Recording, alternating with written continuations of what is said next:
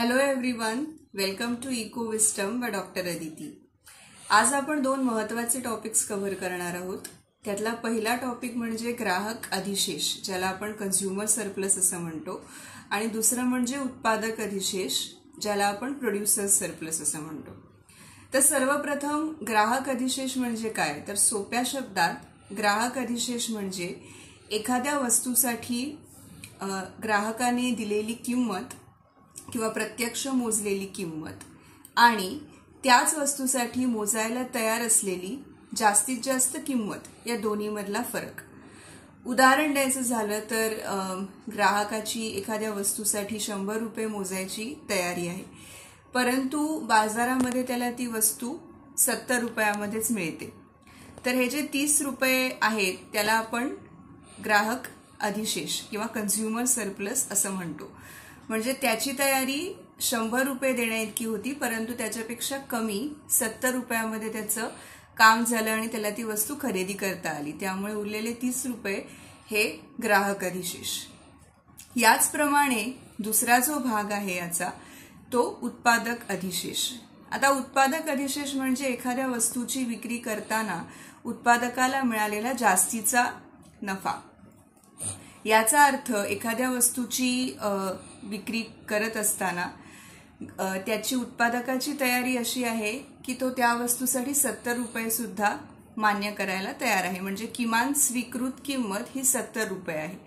परंतु बाजारामध्ये ऍक्च्युअल विक्रीच्या वेळेला त्याला ती 100 रुपयाला विकायला मिळते किंवा 100 रुपयाला ती विकली जाते बाजारभावाप्रमाणे, म्हणजेच त्याला 30 रुपयाचा अतिरिक्त नफा होत असतो। यालाच आपण उत्पादक अधिशेष किंवा प्रोड्युसर सरप्लस असं म्हणतो। आता हे दोन कन्सेप्ट्स जे आपण बघितले ते आपण फक्त डायग्रामॅटिकली समजून घेऊया। तर आपण आकृती काढण्यासाठी एक्स ॲक्सिस वाय ॲक्सिस काढून घेऊया। दोन्ही आपल्या ज्या संज्ञा आहेत त्या एकाच आकृतीमध्ये आपल्याला दिसणार आहेत। यानंतर आपण डिमांड कर्व आणि सप्लाय कर्व म्हणजे मागणी आणि पुरवठा हे दोन्ही काढून घेणार आहोत आणि त्याला नावही द्यायची आहेत, ती विसरायची नाहीत। इक्विलिब्रियम जिथे दोन्ही म्हणजे मागणी आणि पुरवठ्याचे वक्र एकमेकांना छेदतात, आणि ही आहे आपली किंमत। यानंतर आपल्याला या किमतीच्या हा जो वरचा भाग दिसतो आहे तो होतो ग्राहक अधिशेष, आणि हा जो भाग आहे तो उत्पादक अधिशेष। तर असं का, तर अतिशय सोपं आहे। ही जी ओपी, ही जी इक्विलिब्रियम प्राइस आपण म्हणतो किंवा ही जी किंमत आहे बाजारभाव ज्याला आपण म्हणत असतो, तर त्याच्यापेक्षा जास्त देण्यासाठी ग्राहकाची तयारी असते, परंतु त्याला कमी किमतीतच ती वस्तू मिळते, त्यामुळे आपण त्याला ग्राहक अधिशेष असं म्हणतो। त्यामुळे या किमतीचा हा जो वरचा भाग आहे तो अर्थातच ग्राहक अधिशेष।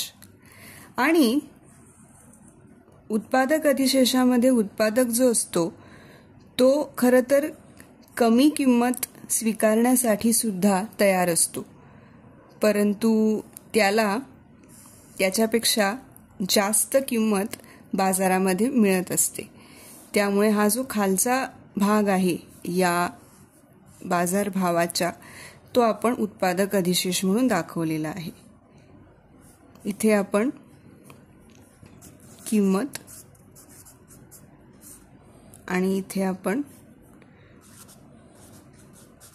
वस्तू, मागणी व पुरवठा पाहतो आहोत, जेणेकरून आपल्याला ग्राहक आणि उत्पादक अधिशेष समजता येईल।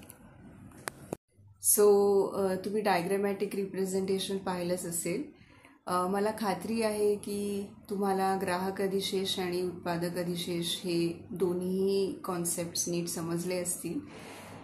तुम्ही याच दोन कॉन्सेप्ट्सवरचा इंग्लिशमध्ये सुद्धा व्हिडिओ केलेला आहे आणि तोही अपलोड केलेला आहे. सो तो सुद्धा बघा आणि हे व्हिडिओज जास्तीत जास्त लोकांपर्यंत शेअर करा आणि चॅनलला सबस्क्राईब करायला विसरू नका.